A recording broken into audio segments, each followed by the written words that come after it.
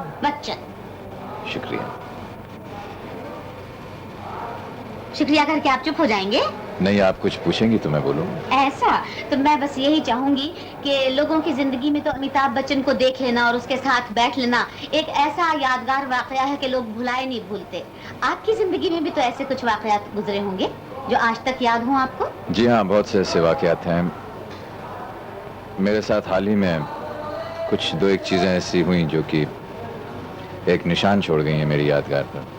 मैं अभी पिछले महीने मद्रास में था, शूटिंग कर रहा था, और मेरे वहाँ पहुँचने के कुछ ही दिन बाद एक साहब मुझे होटल में मिले, कहने लगे मैं आपसे 2 मिनट बात करना चाहता हूँ।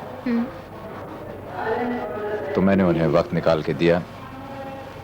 उन्होंने कहा देखिए साहब, एक बहुत ही ह्यूमैनिटेरियन कॉज पे मैं आपसे मिलने आया हूँ।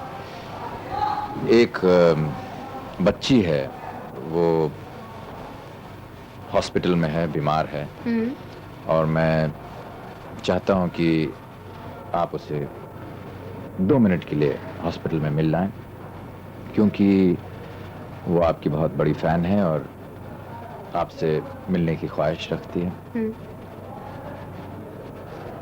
आमतौर पर ऐसी बहुत सी रिक्वेस्ट आती रहती हैं और मैंने सोचा कि शायद मैं किसी तरह इसे टाल सकूंगा, लेकिन वो बार बार आते रहे और मैंने सोचा कि चलो मैं मिल लेता हूँ। और एक सुबह मैं उनके साथ मद्रास के एक हॉस्पिटल में गया और मुझे वहाँ पता चला कि वो बच्ची जो है वो दरअसल उसके स्पाइन में कुछ तकलीफ थी और एक अजीब किस्म की बीमारी थी, शायद कैंसर के नज़दीक ही थी वो, और उसका बहुत ही ख़तरनाक ऑपरेशन हुआ था। और वो इसलिए मुझे बुला रही थी क्योंकि वो खुद चल के नहीं आ सकती थी, उसे कुछ महीने भर से अपनी पीठ पर ही लेटना पड़ा था और काफ़ी तकलीफ़ में थी वो बहुत दिनों से। और मैं उससे मिलने गया और कुछ देर बात की मैंने उससे,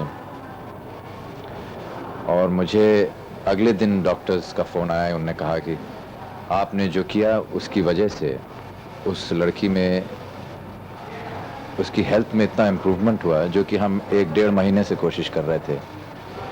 और ये सुनकर मुझे बहुत खुशी हुई और मुझे लगा कि अगर मैं चंद दिन पहले चला जाता तो शायद उसकी तरक्की और जल्दी हो जाती है। मेरे ख्याल से आपकी जिंदगी की एक इबादत में शामिल होने वाला किस्सा है ये। बिल्कुल।